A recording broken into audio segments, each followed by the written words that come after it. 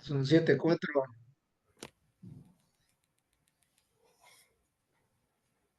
Compañeras, compañeros, muy buenas noches. Nuevamente nos da mucho gusto saludarlos aquí en esta sala virtual a través de Zoom. Este día sábado 21 de diciembre del año 2024 para dar continuidad a nuestro diplomado de investigación, ciencia y emancipación educativa. El día de hoy abordaremos nuestra cuarta sesión de nuestro diplomado con el tema el materialismo dialéctico como método. Un tema bastante importante, trascendental para nuestro diplomado. Este tema estará siendo desarrollado por el doctor Miguel Erasmo Saldívar Carrillo, a quien le damos la bienvenida. Miguelito, buenas noches, bienvenido. Te damos el uso de la voz. Buenas noches a todos los camaradas que nos acompañan en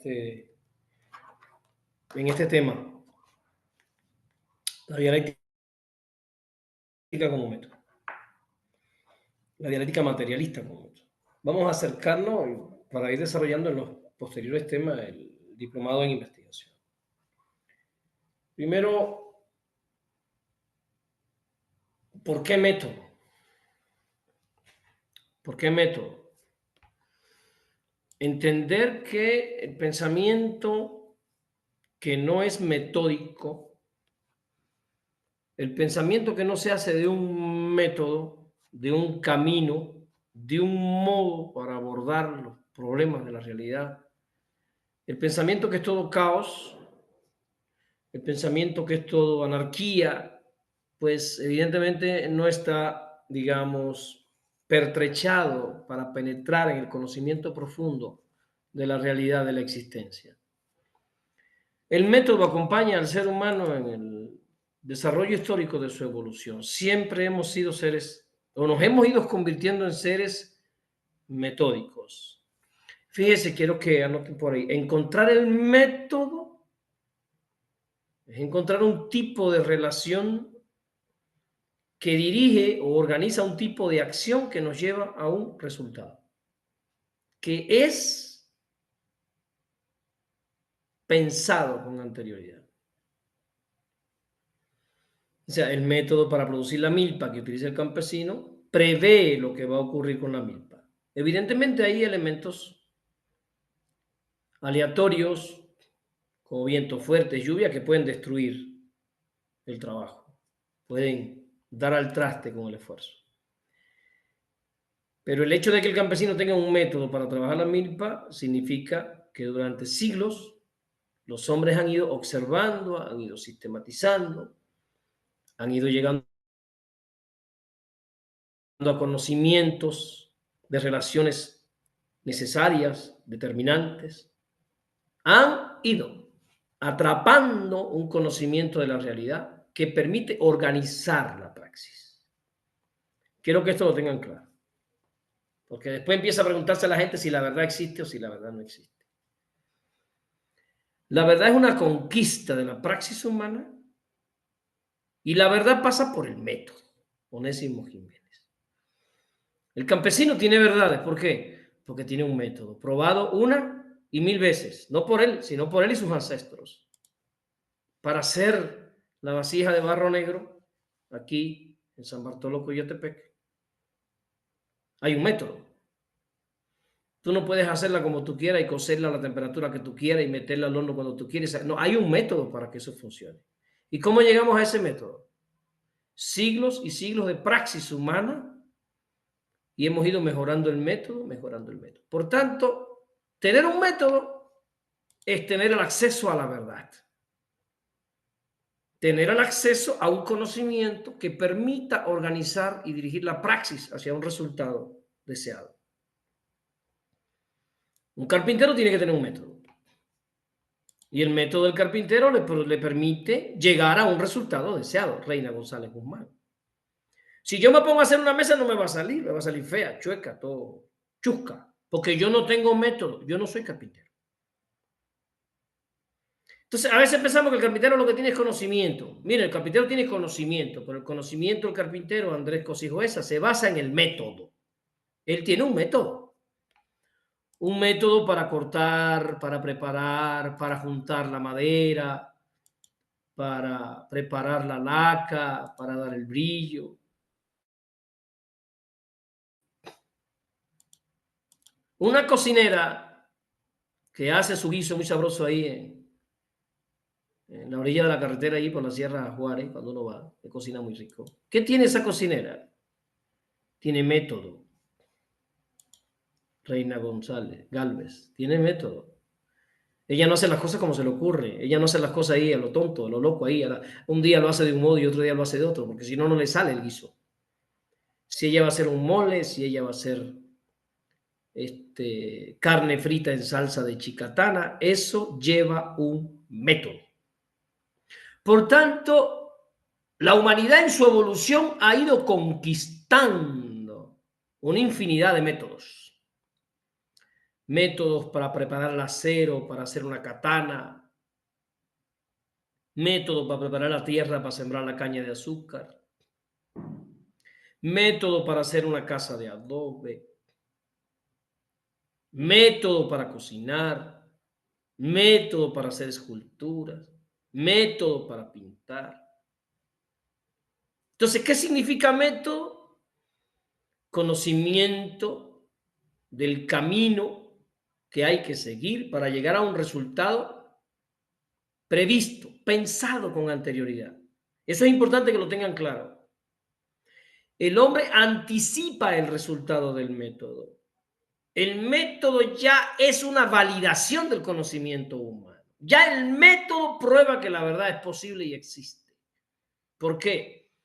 Porque todo método anticipa un resultado, se adelanta al resultado, prevé el resultado y por eso se sigue el método.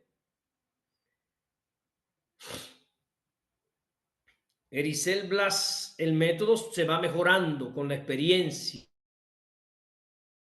con la cultura, con los años. Porque no es lo mismo 100 años probando un método que 200 años probando un método que 300 años probando un método. La humanidad va acumulando saberes a través de la praxis histórica, que es la madre. La primera madre del método es la praxis.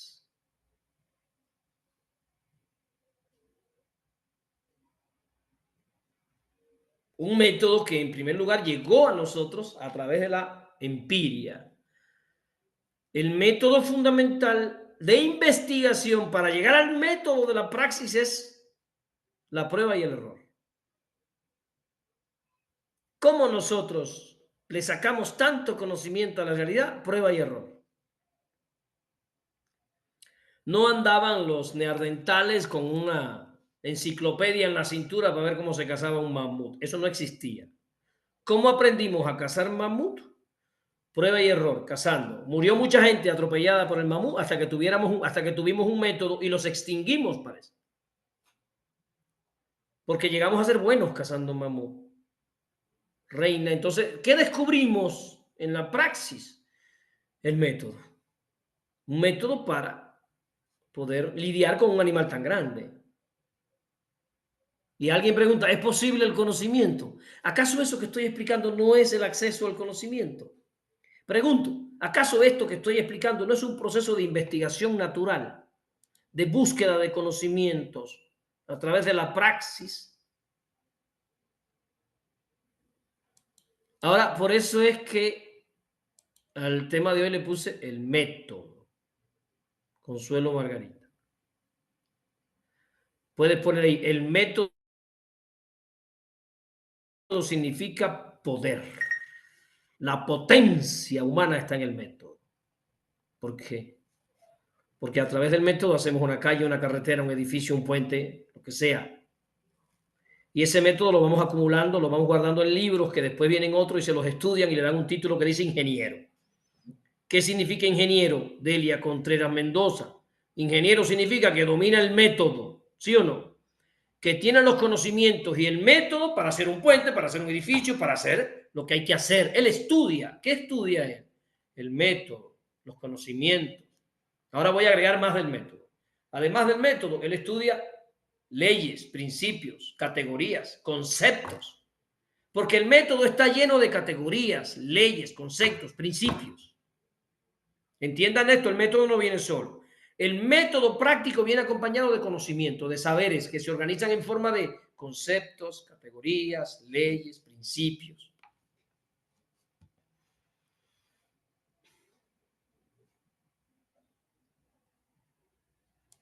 Entonces, Argelia Picasso, la dialéctica materialista es un método de pensamiento. Es una forma de pensar, es un método para pensar la realidad. Y es un método que nos permite avanzar en el camino del conocimiento.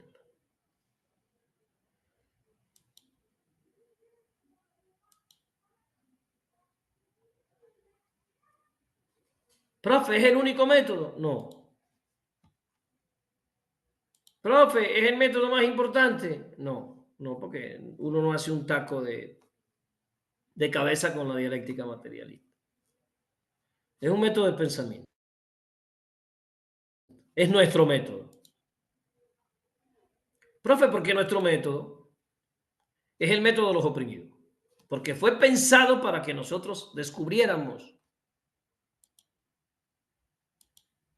Y es bueno que lo voy a decir ahora que estamos llegando a la Navidad. Fue pensado para que nosotros descubriéramos que el mundo no es injusto porque haya sido creado por nadie. El mundo es injusto porque los hombres lo organizamos de forma injusta. Y por tanto lo podemos cambiar cuando querramos. No es para siempre. Tú no vas a ser pobre para siempre ni esclavo para siempre. Podemos cambiar la realidad. ¿Qué me permite pensar que puedo cambiar la realidad? El método marxista. Cuando alguien te dice, no, eso es así, eso no va a cambiar nunca, todos los políticos son unos rateros, eso no tiene remedio. No está pensando dialécticamente.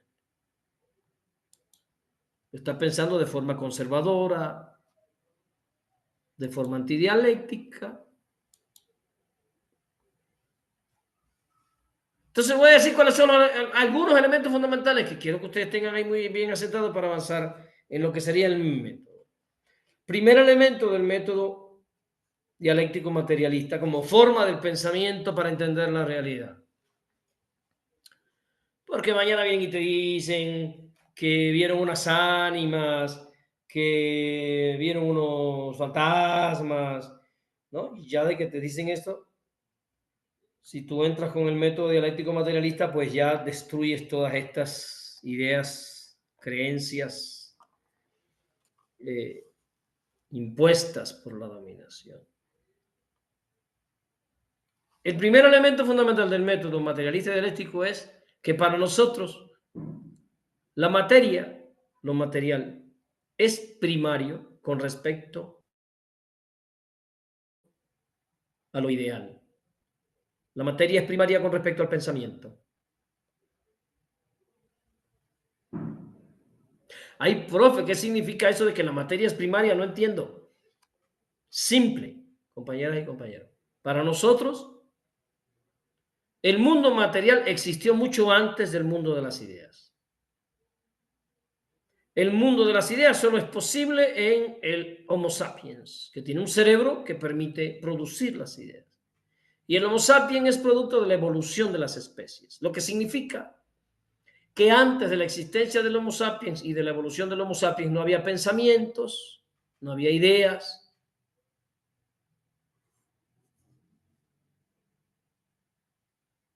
Para un materialista, no son las ideas las que crean el mundo, es el mundo el que crea las ideas. Las ideas ayudan a transformar el mundo, por supuesto. Entre ellas las ideas materialistas dialécticas ayudan a entender el mundo y a transformar. Pero no lo crean en el sentido ontológico. El mundo existe independientemente de las ideas. Así, para un materialista, el mundo existe ontológicamente independientemente de las ideas de las personas. Hay una existencia ontológica de la realidad que antecede al pensamiento. Por tanto, decimos que el pensamiento es secundario. Entonces, para un materialista, ¿los insectos piensan? No, los insectos no piensan. ¿Y las vacas piensan? No, las vacas no piensan. Pero sienten. Sí, sienten, claro. Tienen sensaciones. Saborean la hierba, se la comen. Pero no son capaces de crear categorías, métodos, principios, leyes, conceptos. Por tanto, no piensan. Porque para nosotros pensamiento es método. Y eso implica conceptos, leyes, categorías, principios del pensamiento.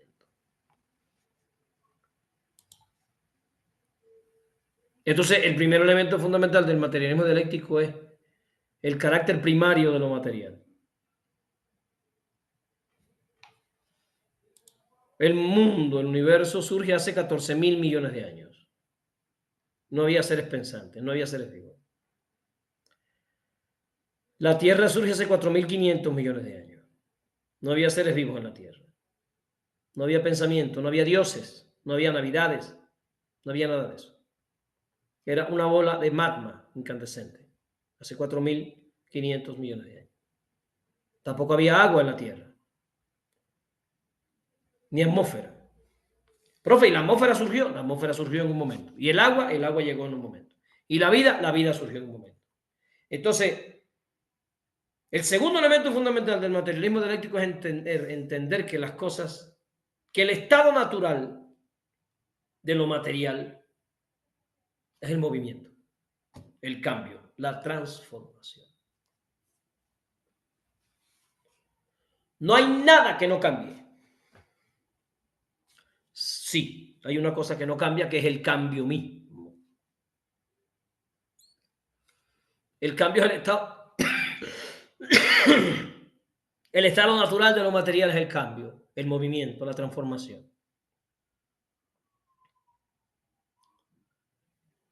De hecho, si estudiamos la Tierra, decimos, la Tierra surgió hace 4.500 millones de años. Era una gran bola de magma incandescente. Se enfría. Profe, ¿se enfrió completamente? No, se enfría la superficie.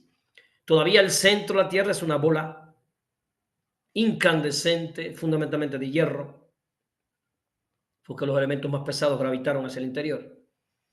Todavía no se ha enfriado la Tierra.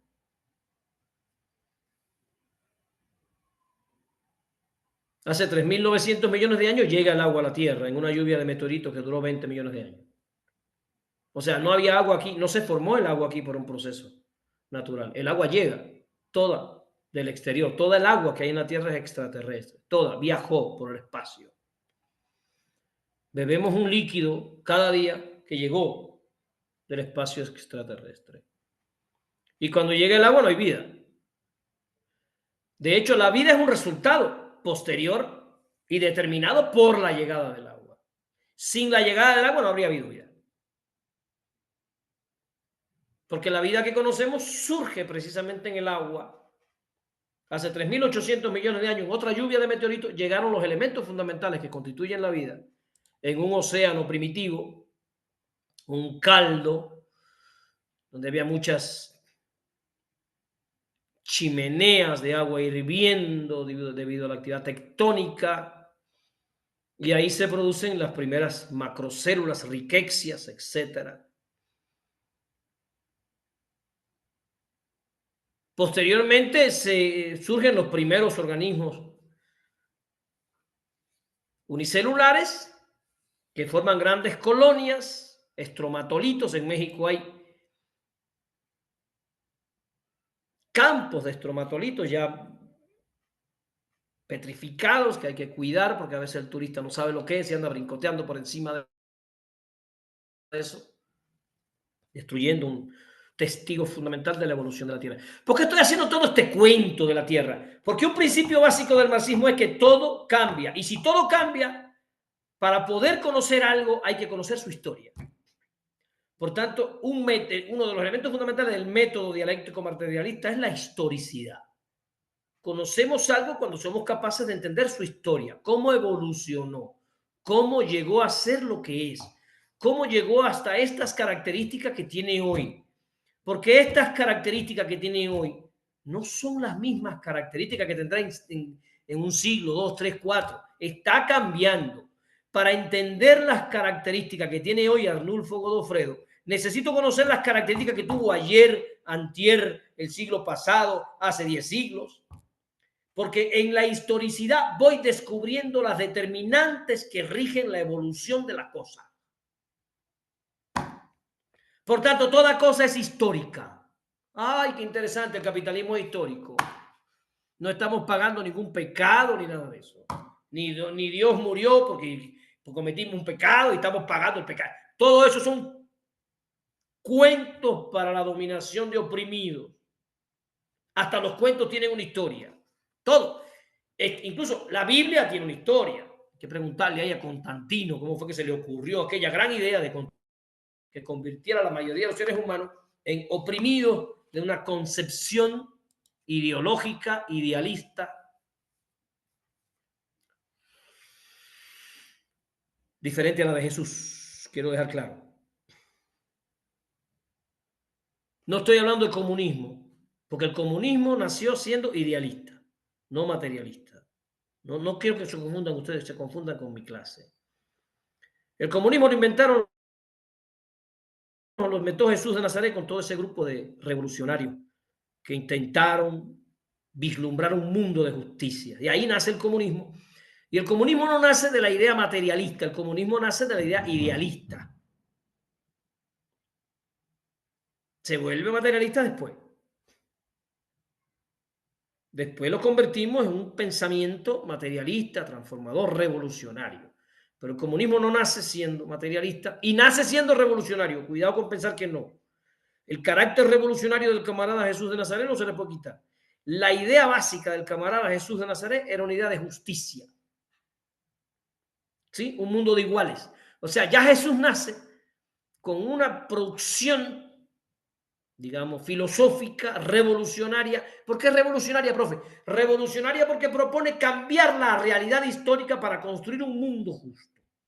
Y eso hubiera sido un acto revolucionario. Bueno, es un acto revolucionario y por eso lo asesinan al camarada Jesús de Nazaret.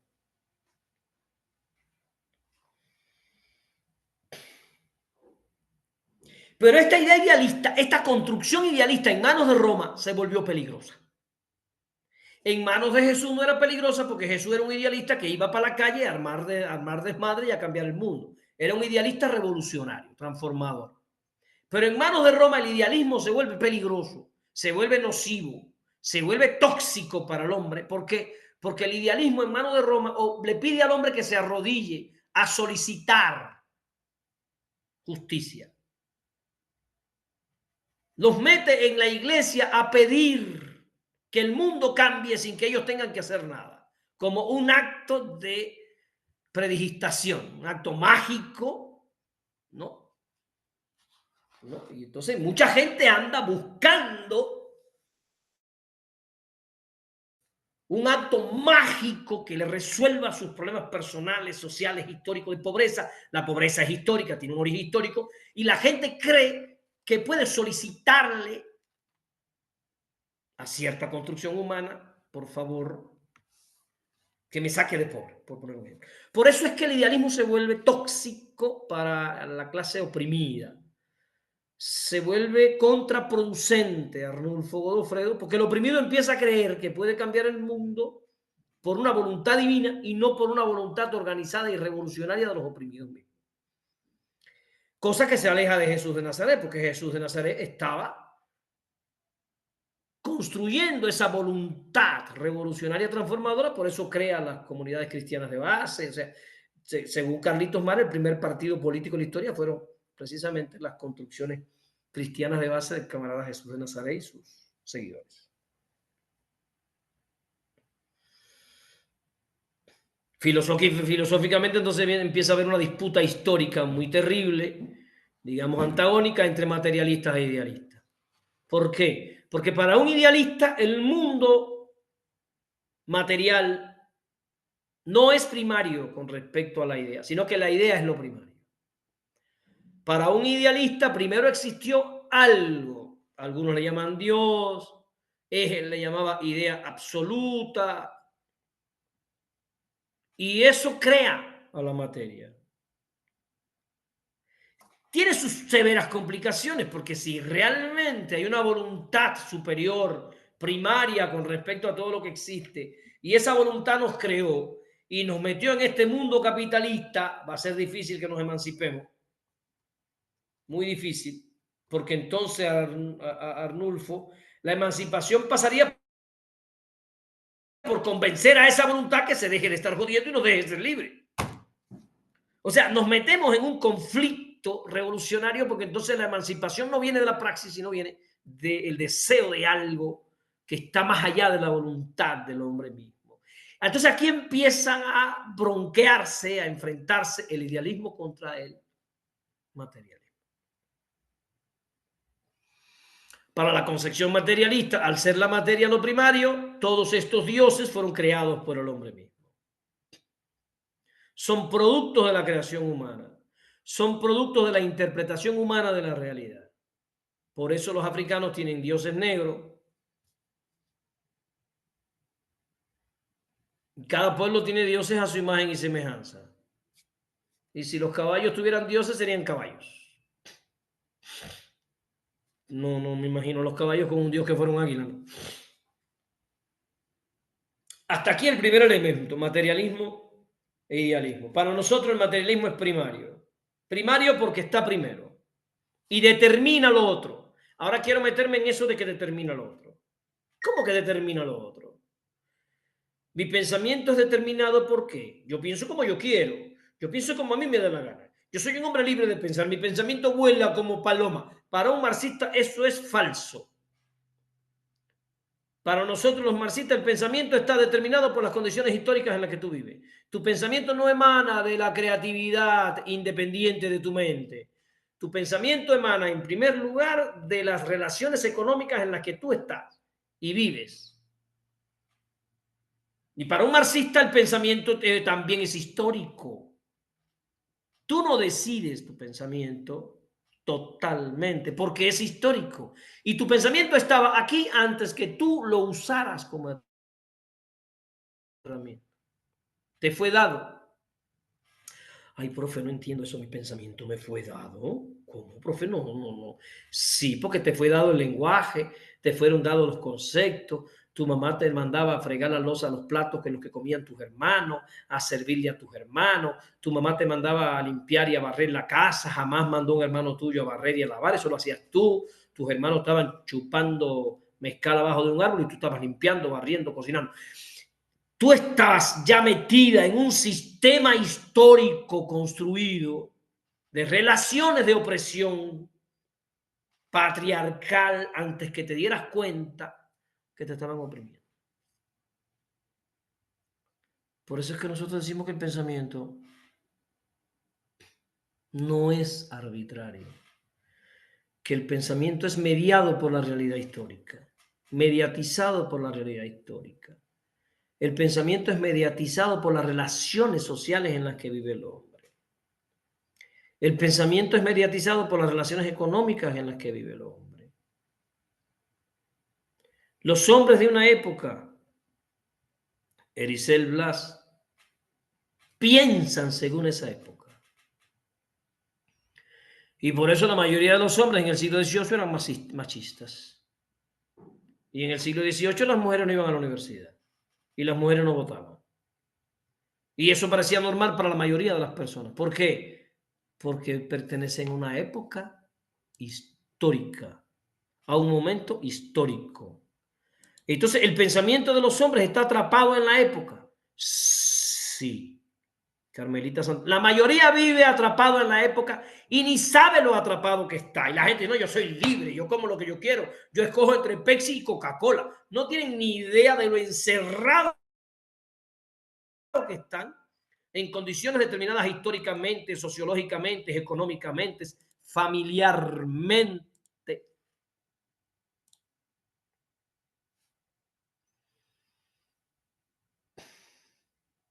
¿Me estoy explicando, novia?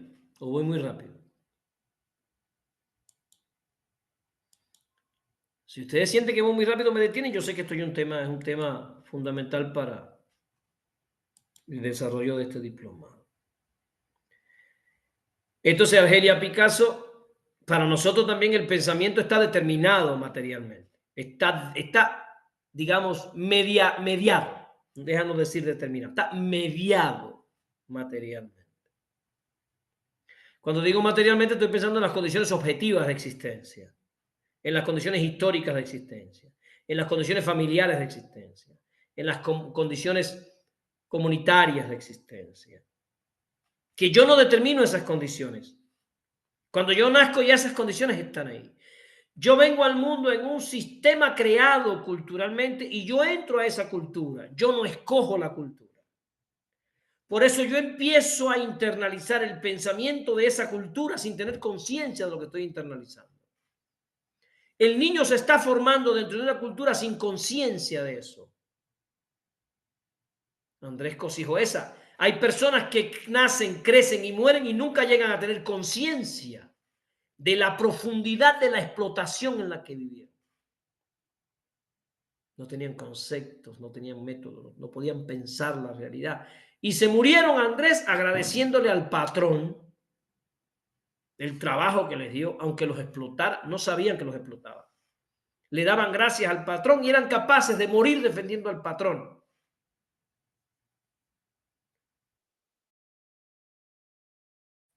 Le daban una lealtad fundamental al patrón que los oprime.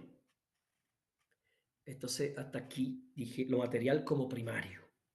Lo material no solo porque lo material existe primero que la idea, sino lo material porque lo material mediatiza la idea, mediatiza la producción de ideas. Incluso, Andrés, puedes poner lo material mediatiza la producción de filosofía.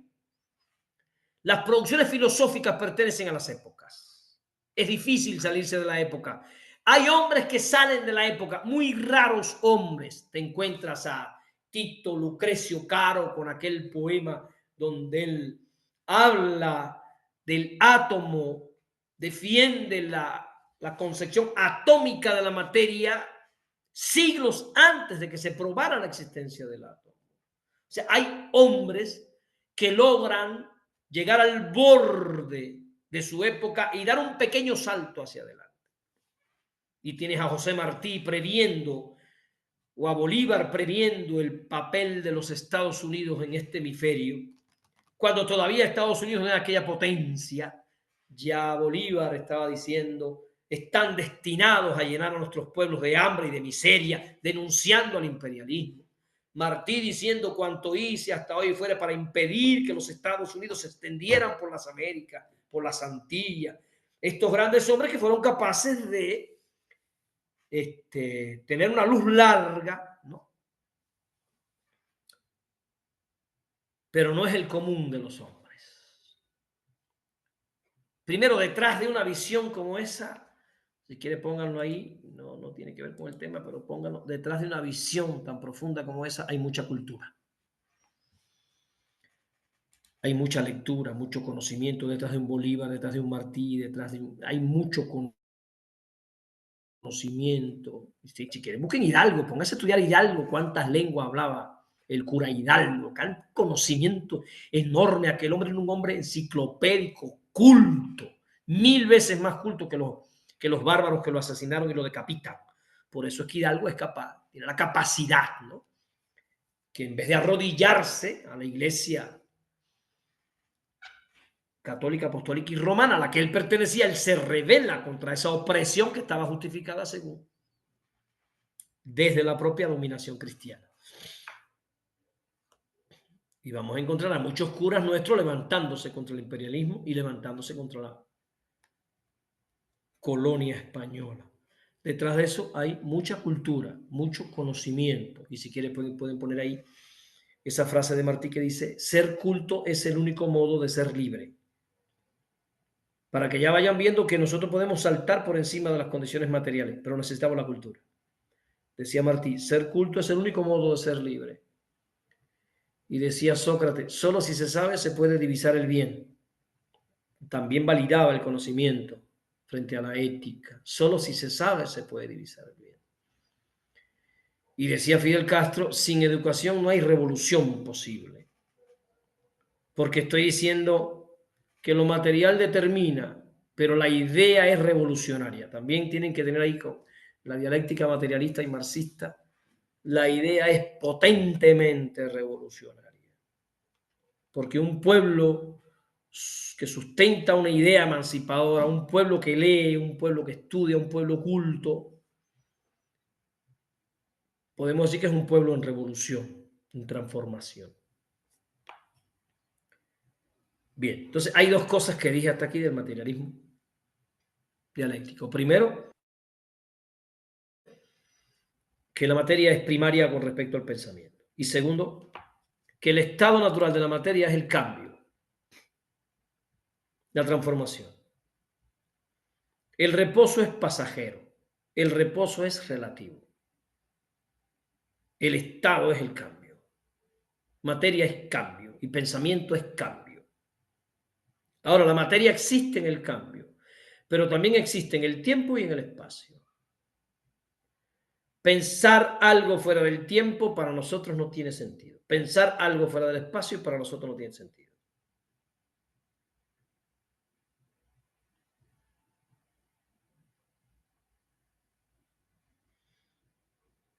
La materia existe en el tiempo, en el espacio y en el movimiento. El estado natural de la materia es el movimiento. Todo cambia, Argelia Picasso. Usted está cambiando, yo estoy cambiando. Aquí mismo en el diplomado nos estamos sometiendo a un proceso de transformación, de pensamiento. Estamos buscando intencionalmente el cambio. Y estamos buscando el cambio en una dirección que nosotros determinamos, la del pensamiento crítico.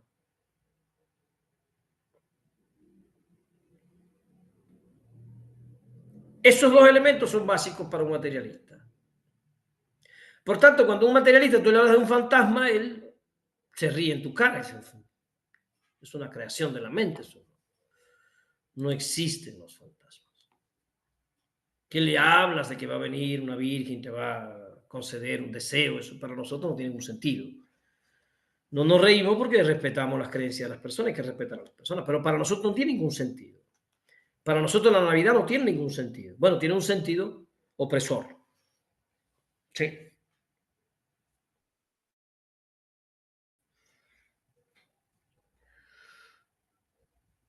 El tercer elemento fundamental, entonces, que se deriva de estos dos, es que el mundo es cognoscible, que se puede conocer. Que la verdad existe. Y no solo existe, si regresan a lo que expliqué del método, la verdad en sí es revolucionaria. La verdad en sí emancipa. Eso es una línea que hay en la Biblia muy cierta que dice, la verdad nos hará libre. La verdad histórica nos hará libre. Incluyendo la verdad histórica de Jesús de Nazaret y sus luchas por un mundo justo, un mundo de iguales, un mundo sin ricos.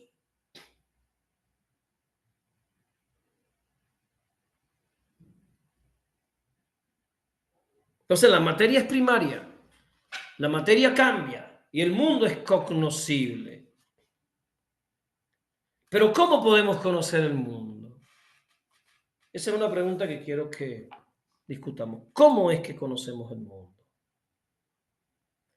¿Cómo le arrebatamos al mundo los saberes? ¿Cómo le arrebatamos al mundo el conocimiento? Adolfo, ¿cómo llegamos a eso que le llaman verdad? Bien. La vía fundamental para acceder al primer nivel del conocimiento del mundo es la praxis.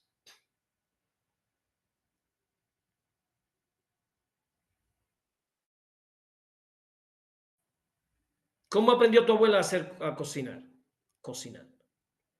Consuelo García. ¿Cómo aprendió a cocinar tu mamá? Cocinando. ¿Cómo aprendió el campesino a trabajar la milpa? Trabajando la milpa, platicando con su papá, con su abuelo. En la praxis. ¿Cómo aprende el pescador a pescar? En la praxis. ¿Cómo aprende el carpintero? en la praxis. Observa al otro, lo hace, lo mejora. A ese primer nivel del conocimiento le llamamos nosotros conocimiento empírico, que es el conocimiento al que llegamos a través de la praxis, a través de la actividad transformadora de la realidad. Transformando la realidad, le arrebatamos los conocimientos a la cosa, al ser, llamémosle así. Le arrebatamos el conocimiento al ser, transformando la realidad. ¿Cómo fue que los Homo habilis lograron hacer un hacha de piedra? Haciéndolo. ¿Y cómo la mejoraron? Haciéndolo. La praxis. ¿Cómo aprendieron a cazar a un mamut? Cazando. La praxis y el pensamiento, juntas. Porque la praxis mejora el pensamiento. Quiero que pongan esto, porque esto es una fórmula mágica. La praxis mejora el pensamiento. Y el pensamiento dirige a la praxis. Es dialéctica la relación. Ericel, el pensamiento dirige la praxis, pero es la praxis la que lleva el bastón de mando. Porque la praxis le dice al pensamiento, eso que pensaste no es así, mira. Aquí es de otro modo. El pensamiento es creativo, el pensamiento vuela, el pensamiento quiere conquistar el mundo con sus ideas, con sus... Pero la praxis es la que le dice, a ver, papá, sueña todo lo que quiera, pero aquí lo que funciona es esto. ¿Cómo se sabe lo que funciona? Arnulfo Godofredo. La praxis. La praxis que es la que le dice al carpintero, este pegamento sí y este pegamento no. La praxis es la que le dice a la cocinera, esto sí y esto no. Con esto no sabe bien. La praxis es la que le dice al pescador, por aquí sí, por aquí no.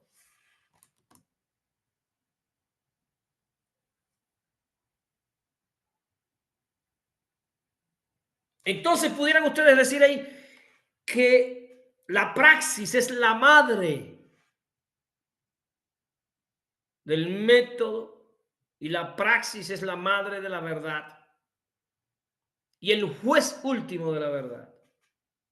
No solo en la praxis obtenemos el conocimiento, sino que la praxis es el juez definitivo y último de la verdad y de toda construcción ideal humana. Toda construcción del pensamiento humano será filtrado por la praxis, que es la que va a decir sí o no.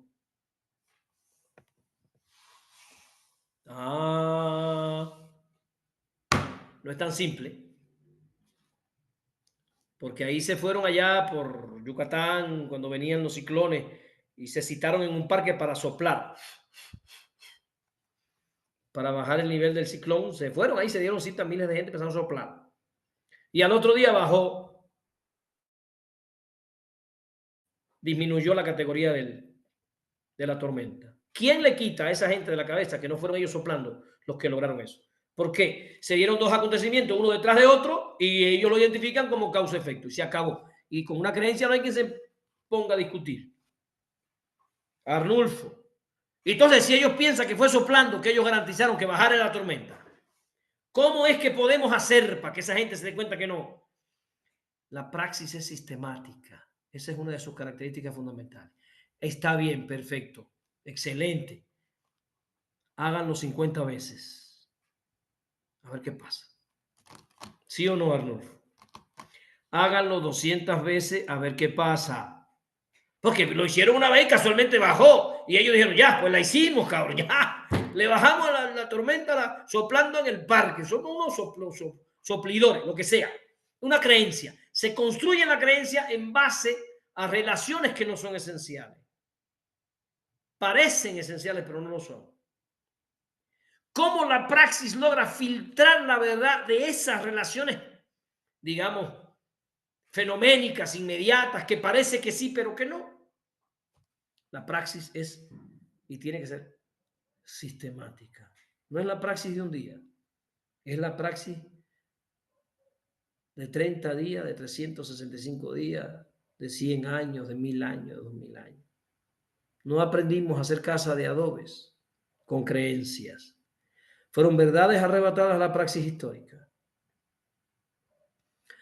¿Cómo diferenciamos una creencia de un conocimiento? A través de la praxis. A través de la praxis. Ah, pero es que la señora fue y le puso una velita a la Virgen de los Milagros y casualmente al otro día el nieto se salvó. ¿Quién le dice a la señora que no se salvó el nieto por eso? Nadie. Para ella, la Virgen de los Milagros le cumplió y le salvó el nieto. Está bien.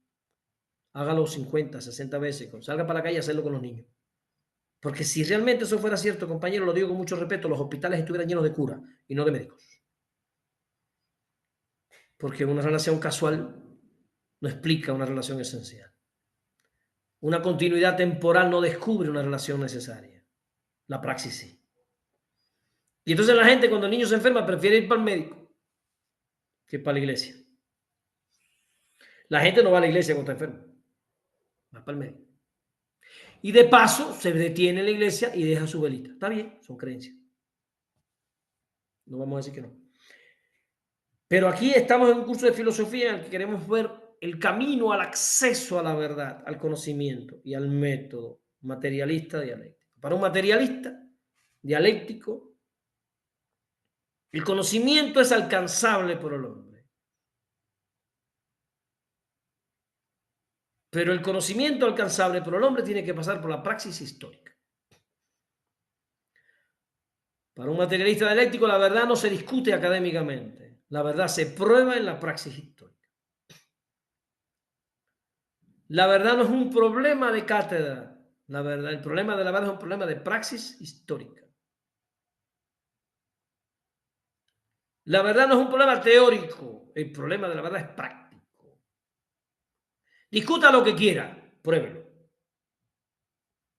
La idea que usted quiera tener adelante, pruébela.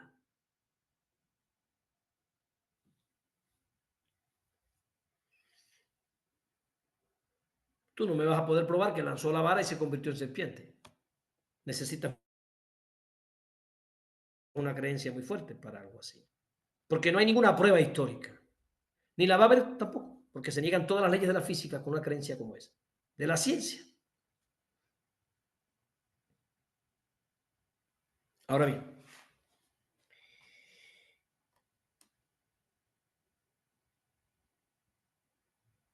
por eso es que no podemos discutir las creencias. Las creencias son un derecho de las personas. Las creencias no son el resultado de la razón ni de la verdad. Como decía Carlito Mar, muchas creencias son el resultado de la desesperación humana, del deseo de un mundo justo. Mucha gente solo encuentra la paz en la creencia, porque este mundo está lleno de muerte injustificada y sin sentido. Desaparecidos, injustificados y sin sentido. Y decía Mar que la religión es la expresión de un corazón desesperado, la expresión de un corazón que está oprimido por un sistema en el que no tiene salida. Y la única salida que le alcanza a disfrutar está en el mundo de las creencias.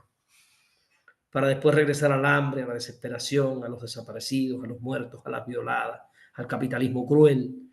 Pero cuando llega la iglesia, llega al mundo de un Dios justo que le da la justicia y la paz que este mundo capitalista no le va a dar nunca. Hay que tumbar el capitalismo para que haya justicia y paz. Pero es complicado porque la mayoría de los oprimidos están en la iglesia, pidiendo que eso se dé como un acto. Por eso dije en algún momento, el cristianismo se vuelve tóxico para el oprimido porque lo utiliza Roma como herramienta de dominación. Después lo recuperamos. Aquí en logramos recuperar ese cristianismo con la teología de la revolución y volvió a tener el cristianismo un carácter revolucionario, comunista. Se volvió comunista otra vez el marxismo con la teología de la liberación. Por eso los Estados Unidos, cuando está avanzando la teología de la liberación en este continente, empezaron a asesinar curas y monjas y empezaron a mandar entonces todas estas hordas de cristianos. Este cristianismo que es dirigido de Estados Unidos, todo el cristianismo es movilizado desde los centros del poder ideológico de los Estados Unidos. Y por eso en América se dio, por ejemplo, el fenómeno de la victoria de Bolsonaro en Brasil, aupado por olas de cristianos en contra del matrimonio del mismo sexo, en contra del aborto, todas estas cosas que la ideología del capitalismo utiliza como herramienta para movilizar a los oprimidos contra los hombres y las mujeres que los quieren emancipar. Desgraciadamente, también el cristianismo institucionalizado romano cumple una función. De hecho, la función fundamental es ideológica, dominación. Hasta aquí dije tres cosas. Dije lo material como primario, dije el cambio como el estado natural de la materia y dije el conocimiento como una posibilidad. El mundo es cognoscible. Nosotros no somos agnósticos, nosotros no somos hermenéuticos, nosotros somos marxistas. ¿Sí? Nosotros no pensamos que el mundo es una interpretación. Nosotros pensamos que la interpretación es parte del mundo. Pero no llegamos a la verdad a través de la interpretación. No, nosotros llegamos a la verdad a través de la praxis histórica. La interpretación es parte, ¿no?, de la construcción humana. Ahora, ¿cuáles son las dos herramientas fundamentales del pensamiento para avanzar en el conocimiento de la verdad? Que se tienen que convertir en parte del método. Necesariamente son parte del método del pensamiento materialista dialéctico. Primero, la abstracción como método del pensamiento. La abstracción y segundo, la generalización. Lo voy a explicar si ustedes me permiten. La abstracción es un método fundamental para el pensamiento marxista porque la abstracción nos permite dejar de atender lo innecesario, lo casual, lo superfluo, para concentrarnos en las propiedades determinantes, en las relaciones determinantes. Abstraerse es obviar aquello que por el momento no y centrarme en algunas relaciones para buscar lo necesario, lo determinante.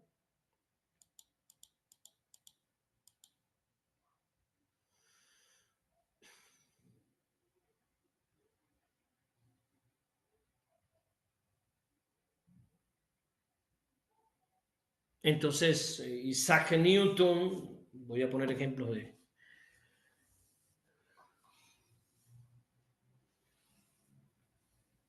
Para llegar a la ley de la gravitación universal, la cuarta ley de la mecánica, Isaac Newton se abstrae de la forma de los objetos y se crea matemáticamente el concepto de centro de masa. Un concepto creado, centro de masa. Se asume que toda la masa está concentrada en un punto, su centro de masa. Y llega a la fórmula, fuerza de gravedad es igual al producto de las masas dividido por el cuadrado de la distancia multiplicado por g, la constante gravitatoria universal. Y esa ecuación permite determinar la fuerza de atracción gravitatoria entre dos masas que tienen formas diversas, disímiles, pero nos abstraemos de la forma de las masas, asumimos toda la masa del cuerpo concentrada en un punto al que denominamos centro de masa y pasamos a la fórmula para determinar la fuerza con que se atrae. Ahí es un ejemplo de cómo usamos la abstracción en la ciencia y cómo la abstracción es un método para llegar a lo esencial. Lo esencial es que la masa, el producto de las masas dividido por el cuadrado de la distancia, determinan la fuerza con la que los cuerpos se atraen. Entonces el producto de la masa de la Tierra por la del Sol dividido por el La potencia, el cuadrado de la distancia que la separa, multiplicado por G, nos da la fuerza de atracción entre el Sol y la Tierra. Ahí tienen un ejemplo de abstracción. Otro ejemplo de abstracción poderosa en la ciencia es la plusvalía. Marx descubre la plusvalía, el plusvalor. Carlos Marx descubre que el capitalismo no crea riqueza, que la riqueza la crea el trabajador. El capitalismo lo que hace es despojar al trabajador de la producción que él hace y capitaliza ese dinero, esa riqueza, y la vuelve a invertir. Capitalismo es ratero por esencia. Déjalo de decir ratero para que no se ofenda. Despojador por esencia. Despoja al obrero de la riqueza que él produce y la utiliza y va creciendo, creciendo. Y dice, no, ese capitalista es un bárbaro. Marx se abstrae de todas las formas diversísimas de explotación para llegar a una relación que se da en cualquier forma de explotación que se dé en el capitalismo, ya sea de la tierra, de la renta, el obrero en la fábrica, en la factoría, en el ferrocarril, cualquier forma de explotación en el capitalismo adquiere la fórmula básica de Marx de ser un despojo del plusvalor, de la plusvalía.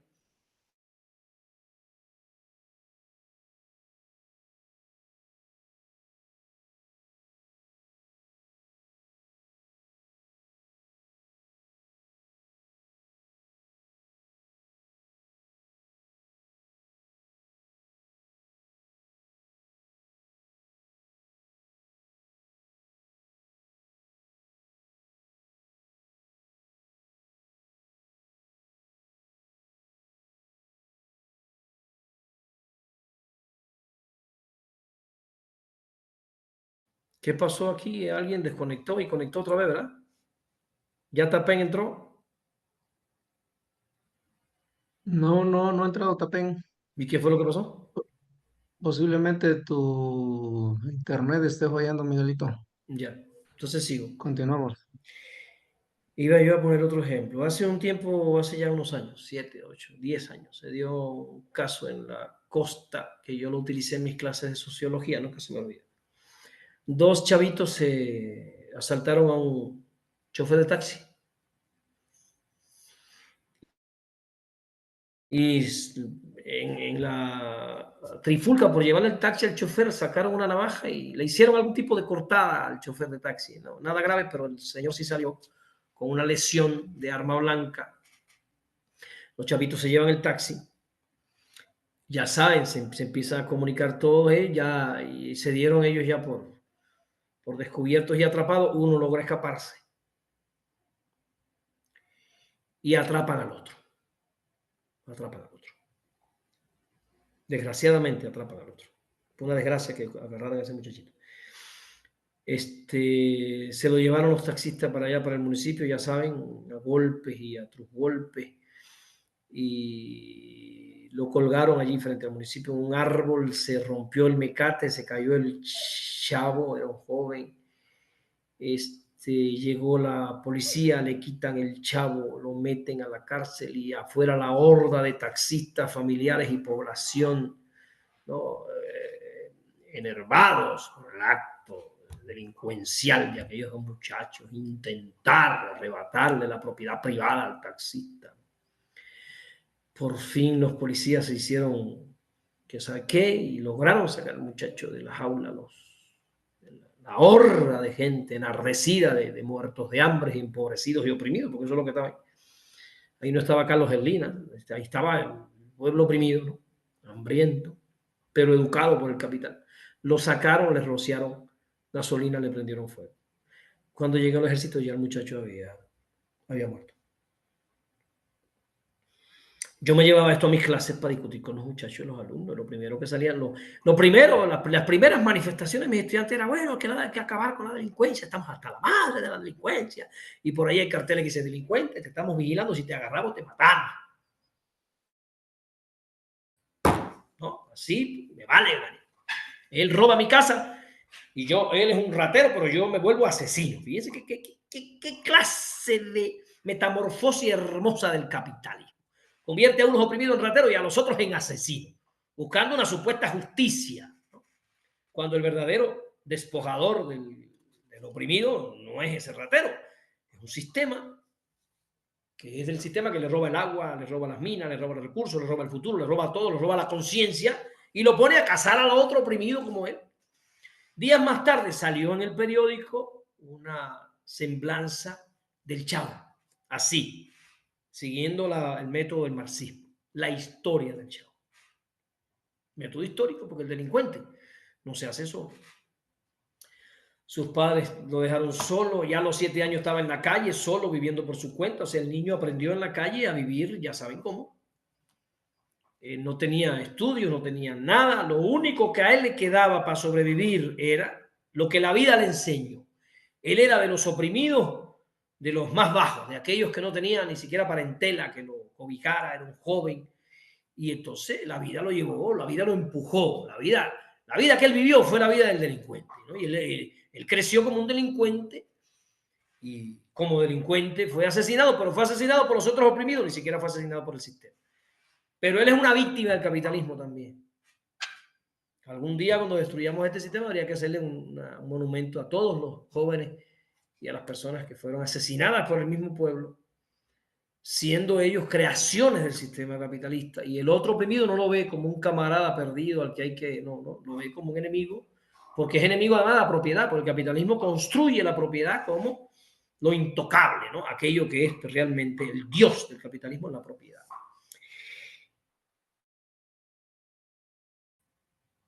Entonces, con mi muchacho yo me tenía que abstraer del delito, me tenía que abstraer de todo, y entonces dice, bueno, vamos a buscar varios delitos para ver qué está pasando aquí. Entonces ponía el Fobaproa como delito, ¿no? ¿Cuántas personas fueron afectadas por el Fobaproa? ¿Cuántas personas fueron afectadas por estos dos chavos? ¿Sí o no? ¿Cuánta pobreza generó el Fobaproa? ¿Cuánta pobreza generaron estos dos chavos? ¿Cuánta desgracia generó el Fobaproa? ¿Cuánta desgracia generaron estos dos chavos? Que le cortaron una mano a un señor que por fin le cosieron la mano y se curó. O sea, fue una desgracia, digamos, pasajera. Al final los muchachos entendían, decían, bueno, entonces nosotros nos estamos volviendo unos bárbaros.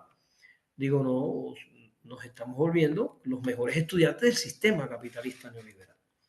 Oprimido contra oprimido y el sistema feliz, ¿no? Nosotros persiguiendo delincuentitos creados por el propio sistema y los verdaderos delincuentes del sistema, pues, ¿no? Viviendo la vida feliz. El verdadero delincuente es el capitalismo. Estoy poniendo este ejemplo para que vean de cuántas cosas yo me tengo que abstraer. ¿Cuántas cosas yo tengo que dejar de considerar para llegar a encontrar lo general, lo que identifica el caso del taxista con el caso del Fobaproa? ¿Tienen el taxista y el Fobaproa cosas en común? Sí, tienen cosas en común. Hubo un despojo de la propiedad del otro. Sí. Es un elemento en común, general. No. ¿Tienen algo más en común? Bueno, los chavos que se robaron el taxi son producto de una injusticia histórica. ¿Sí? El Fobaproa es resultado de una injusticia histórica. El capitalismo produjo el Fobaproa y el capitalismo produjo a los chavos que se robaron el taxi. ¿Sí?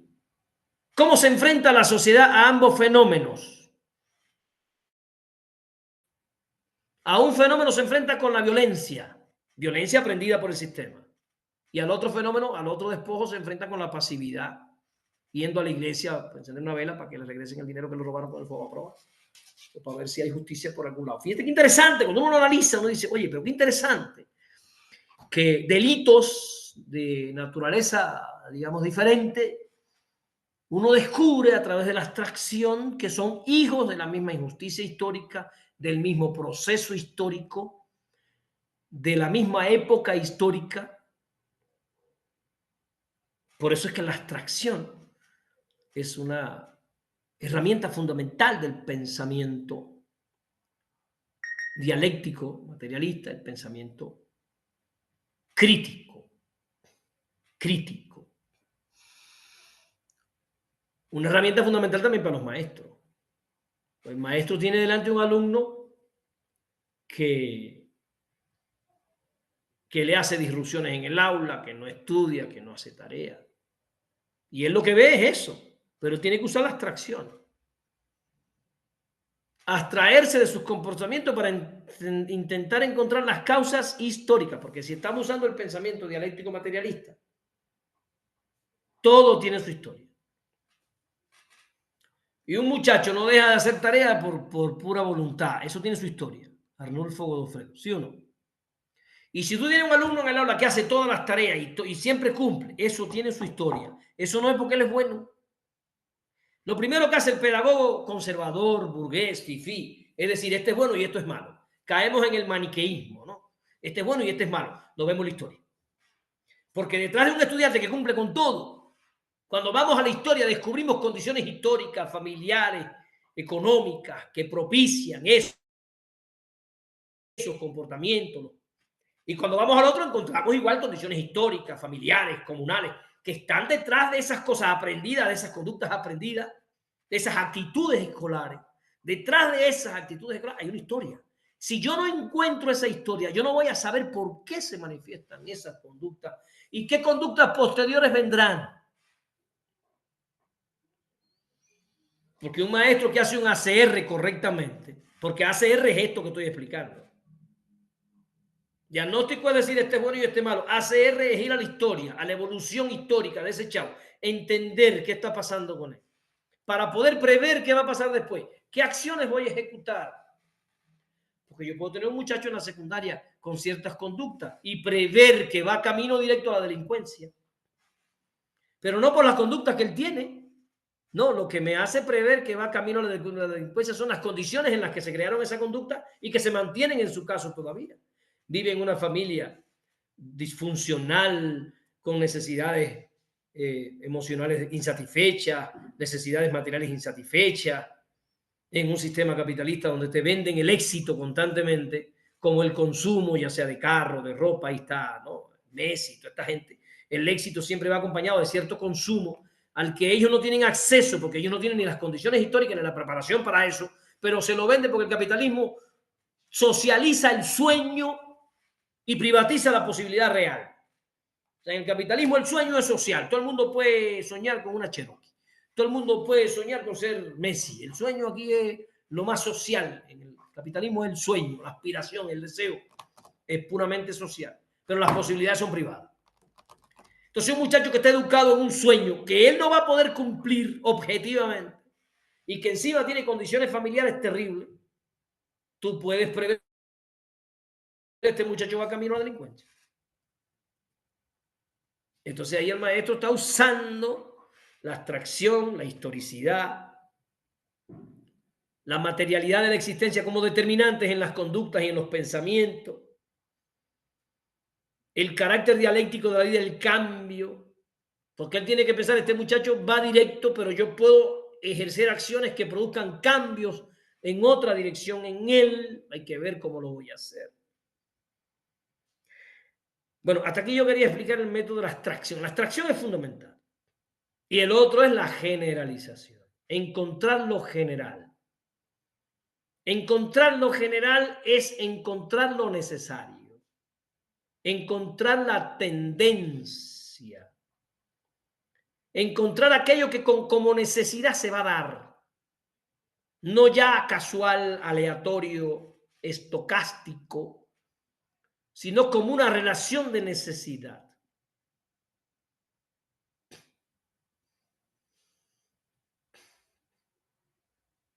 Y bueno, encontrar lo general.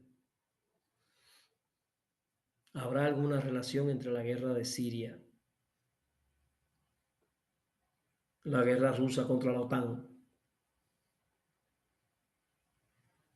las presiones de Trump con México y Canadá? ¿Habrá relación entre esos fenómenos que parecen tan distantes?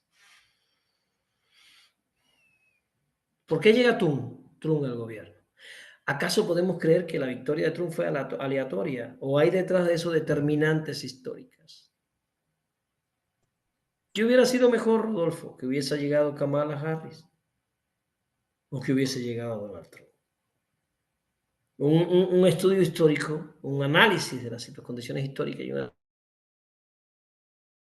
análisis de la situación nos lleva a concluir inmediatamente que de haber ganado Kamala Harris, el neoliberalismo habría tenido algunos años más de oxígeno. Este neoliberalismo con el que estamos enfrentados, con Kamala Harris, que era su defensora, hubiese tenido una década y media más de existencia. Con la llegada de Trump llega la muerte súbita del neoliberalismo. Trump es un nacionalista. Ahora mismo está enfrentado con el Telecán, que fue creado por el neoliberalismo. Porque él está defendiendo los intereses nacionales, porque ya cambiaron las condiciones históricas. Cuando se creó el Telecán,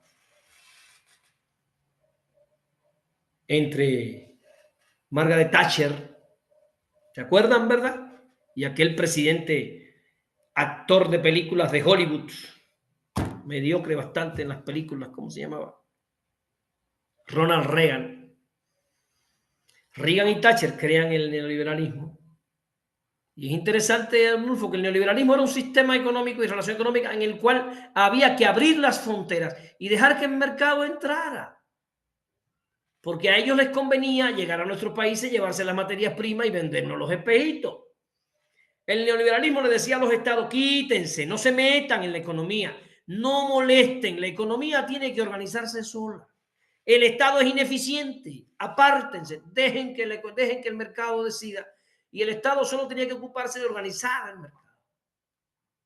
Pero resulta que las condiciones cambiaron. Y Donald Trump se acaba de dar cuenta que México le vende más a Estados Unidos hoy que lo que le compra. O sea que el que está saliendo ganando en la relación entre Gringolandia y México, lindo y querido, es México. Trump tiene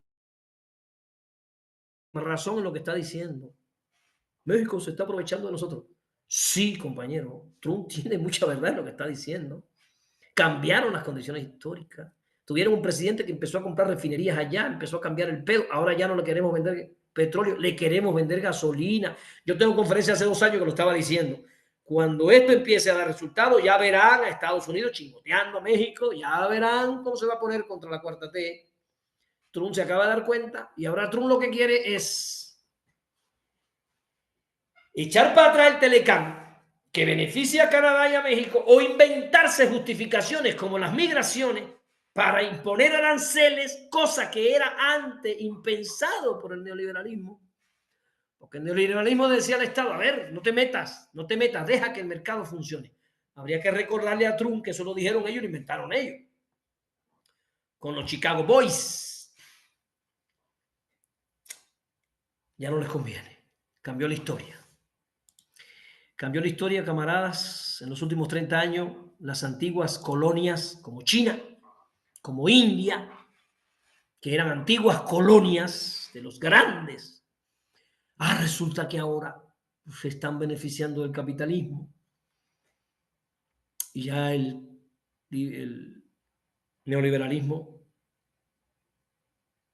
gracias a la historia, tendrá apenas unos 35 o 40 años de vida y va a desaparecer. ¿Trump es malo o es bueno? Eso no es un análisis. La categoría de malo y bueno no debería usarse con el presidente norteamericano. ¿Sí? Porque cuando tú ves a un oprimido opinando que un presidente de Roma es mejor que otro, ya ese oprimido anda por las nubes. ¿Sí? Porque para nosotros el imperialismo es el imperialismo, ya sea Trump, Kamala Harris, al que ponen a Jesús y sigue siendo el imperialismo. Vaya, porque no pensemos que la historia cambia por el presidente que esté en la silla de Roma. Roma es Roma, independientemente del emperador, Arnulfo Godofredo. Entonces, nosotros no nos ponemos a discutir si Trump es malo o bueno. Nosotros lo que tenemos que tratar de encontrar cuáles son los elementos que van a estar sustentando el gobierno de Trump. Hay un proteccionismo que va a llevar a Trump a enfrentarse con México.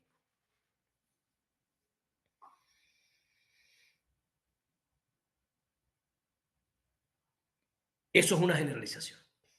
Y probablemente México se está enfrentando a Estados Unidos en un mundo que es diferente hace 30 años.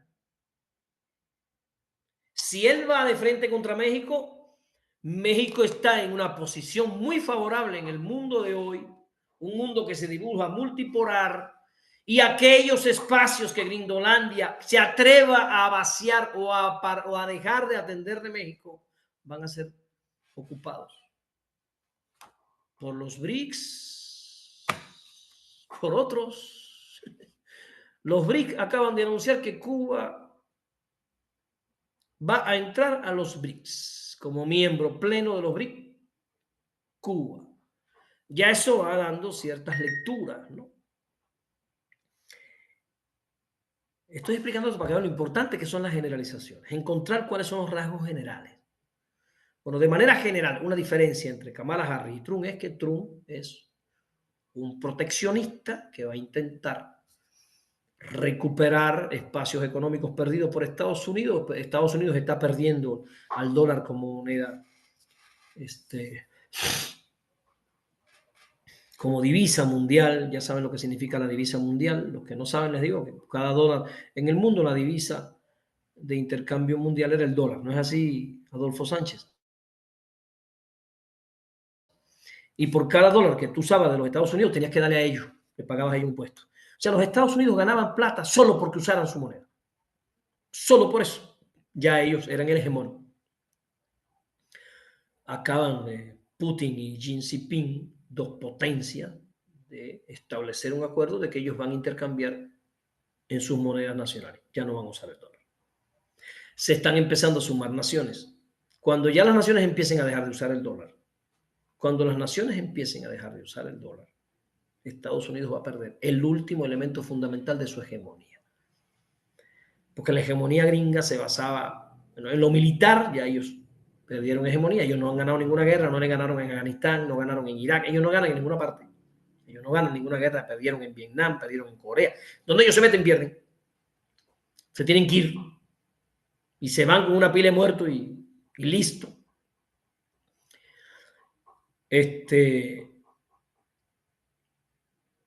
La hegemonía política ya la perdieron, ya nadie le hace caso. Por mucho querida, están viendo a Trump ahora, incluso llegó a la ofensa. Cuando un gobierno, cuando un presidente gringo ofende, como lo hace Trump, es porque ya perdió capacidad política, porque antes no había que ofender, ante el imperialismo movía el pulgar y los países salían corriendo a obedecerle en este hemisferio. Es con la exclusión de Cuba. Aquí todos obedecían a los gringos como si fuera su patrón. Recuerden el comes y te vas de Fox. Eso no es un elemento aislado. México estaba literalmente postrado frente a los Estados Unidos, al punto que el presidente gringo le dijo: necesito llegar a la cumbre y que Fidel no esté. Y Fox le pidió a un presidente de un país latinoamericano que se fuera literalmente para dejarle el espacio libre al presidente norteamericano. Eso lo logró sin gritar, sin ofender, porque aquí era tan poderosa la hegemonía gringola de Estados Unidos que ellos lograban lo que querían: expulsar a Cuba de la OEA, bueno, todo lo que ellos no. Y sin embargo, ya hoy en día, ni siquiera con Canadá, ya hoy Trump está a nivel de bronca de patio, de recreo escolar, así como el guapetón echando guapería, porque no resuelve políticamente nada. Está echando guapería a Rusia, China. Y te das cuenta que hay una pérdida de la hegemonía política fundamental de los Estados Unidos. Y el otro elemento que le quedaba era la hegemonía del dólar, que ahora está francamente perdiendo la hegemonía. Están perdiendo su hegemonía a nivel mundial. Están apareciendo otros actores. El mundo va a ir moviéndose hacia el multilateralismo, este mundo unipolar, porque recuerden que veníamos de un mundo bipolar, socialismo-capitalismo, que en el 89 desaparece el mundo bipolar, aparece el mundo unipolar bajo la gira de los Estados Unidos de Norteamérica, y ya en el 2025 ese mundo unipolar está en franca decadencia para pasar a un multilateralismo. Un mundo regido por intereses de todas las naciones, donde las naciones participemos la toma de decisiones sin que sea un país el que esté. Bueno, estoy explicando esto para que se entienda que esto que yo acabo de decir de lo material, el cambio, el conocimiento de la realidad, la abstracción y la generalización, son herramientas que yo puedo usar para pensar la realidad, que yo debo usar para pensar la realidad, ¿no? Y me permiten a mí ir descubriendo poco a poco elementos generales. Y si quiere pongan ahí, cuando yo encuentro lo general, encontré, pudiéramos decir, el hilo de Adriana. Cuando yo encuentro la relación causal, la necesidad o la tendencia general, ya yo puedo empezar a explicar la historia. Mientras yo no tenga la capacidad de generalizar, no puedo explicar la historia. Mientras yo no tenga la capacidad de llegar a la relación determinante, yo no puedo explicar la historia.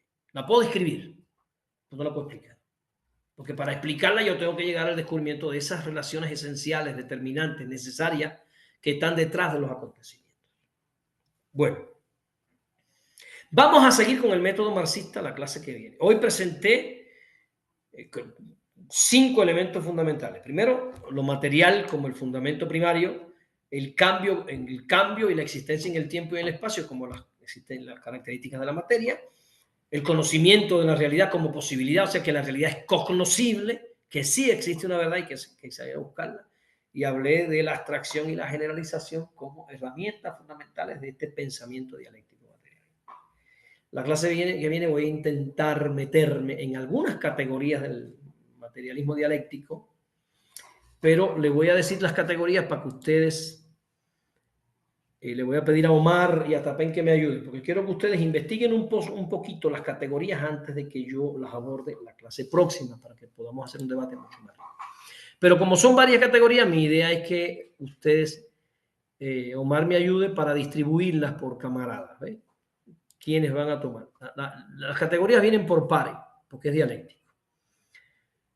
Entonces lo que quiero, Omar, es que ustedes vayan haciendo como un listadito para saber qué compañeros van a estudiar unas categorías y quiénes otras. Porque va a ser bastante complicado estudiarlas todas, ¿no? En una semana. Las categorías son las siguientes, compañeros, para que anoten y ya vayan diciendo cuál les gusta y en cuál se quieren poner. Hay que comunicárselo a Omar, para que Omar sea el que diga, bueno, ya esta categoría se llenó, hay que irse para otra. Primera categoría, 1, esencia fenómeno.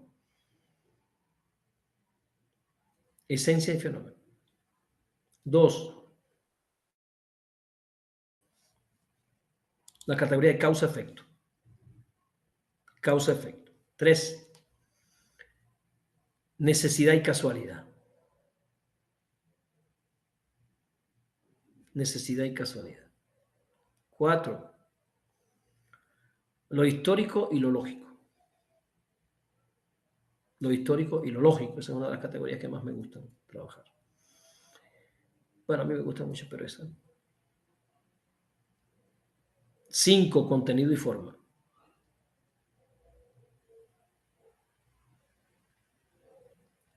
Contenido y forma. 6, posibilidad y realidad.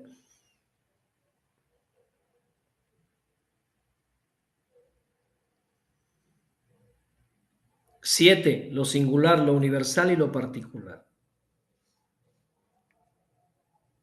Lo singular, lo universal y lo particular.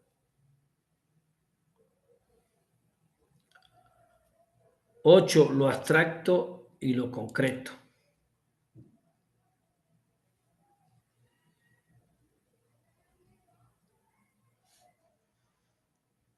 9, lo objetivo y lo subjetivo.